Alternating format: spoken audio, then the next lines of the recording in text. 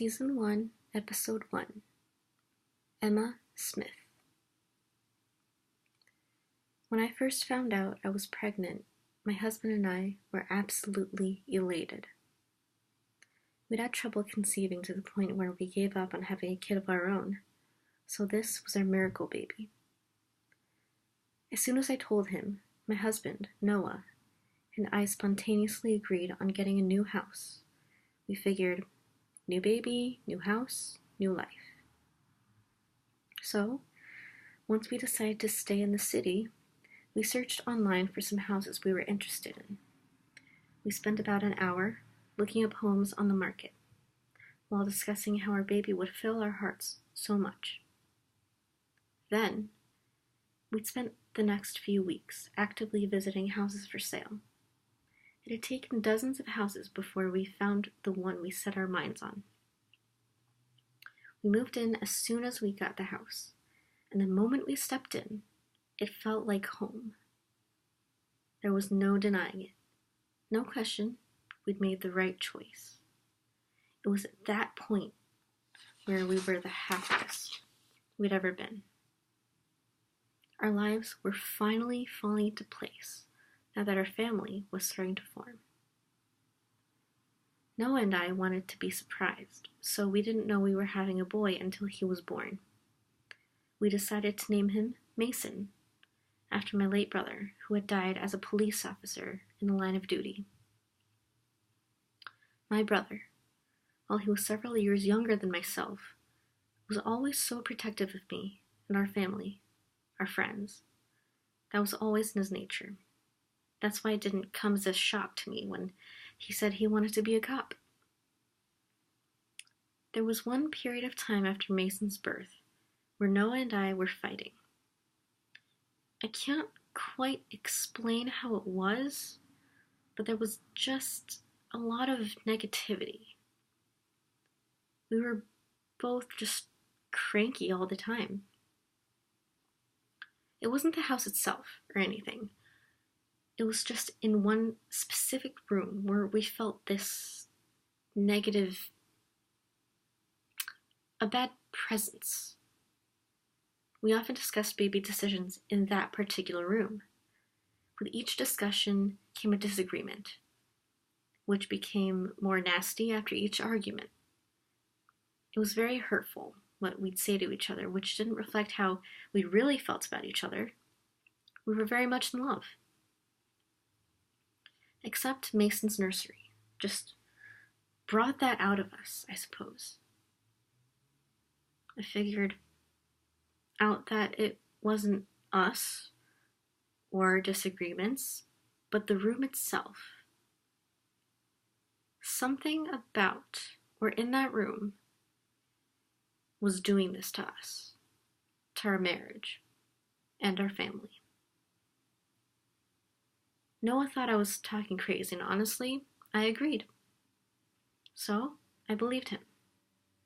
I let go of the idea that a room was making us so negative. But if it wasn't the room, what was it? What was causing us to turn on each other?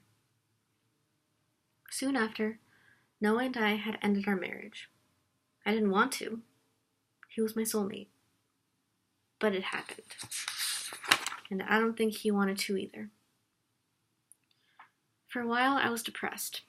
All I did was stay home, even though I didn't want to. But I was a single mom with an infant. I could barely handle him myself at home as it was. The times I had to myself, I would be laying in bed, wondering, how did my marriage fall apart so quickly? We were so perfect together. How the hell did it get this way? About a year later, my mental chemical imbalance had improved. I was going out with friends again while my parents watched Mason. Slowly, I was becoming myself again. It was like I was finally moving on with my life, and I was proud to do it. My son needed a father figure, and I didn't want to rely on only my own father for that role.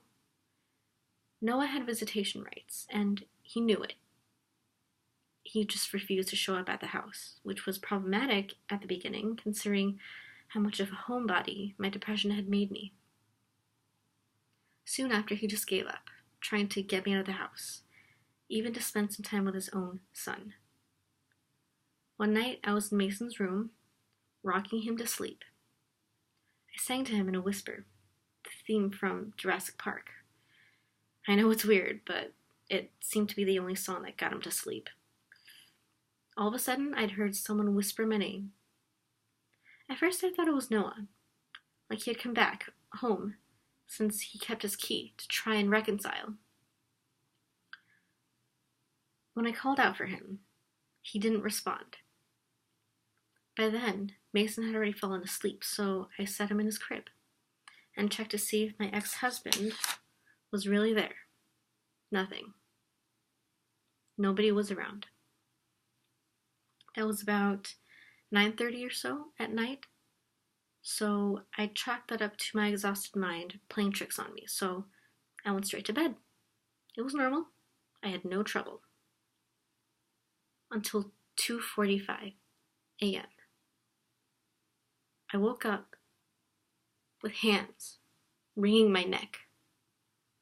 The bed was shaking, and I was scratching at my neck till I bled, trying to scream.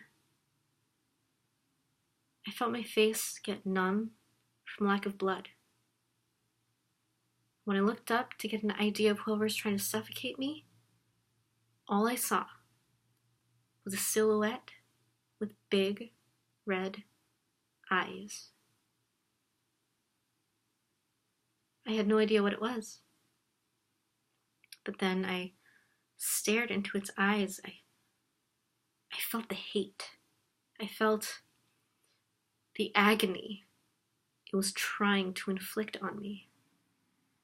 I thought, I'm gonna die. I'm definitely gonna die. Who will take care of my son? But then something else had come to my rescue. I couldn't believe my eyes. This was the type of story you'd only see on fictional television. The two shadow figures were having an altercation, trying to take each other out. After what seemed like hours, the shadow that had tried to kill me took one last fiery glance at me and disappeared to dust. I then looked at my savior, afraid that the color of his eyes would match the others. All I wanted was to see who or what it was. It didn't have a face, but something in me told me it was not only good, but familiar. In fact, and I kid you not, it held me and then disappeared itself. As soon as it did, though, I broke down. It smelled just like my brother Mason. I know for a fact that my brother was the one who saved my life. He's our guardian angel. Now Noah is back in Mason's life, but we're both seeing other people. I'm happy. My son is happy. Now that he has 3 more people to protect him. Noah's fiance, my boyfriend, and his namesake. Mason and I still live there to this day. A happy ending for all of us. The only spirit I feel in that house now is Mason's. So I don't feel unsafe anymore. Not as long as he is still around, taking out the bad guys. I miss him every day, but as long as his presence is there, I know we'll be okay.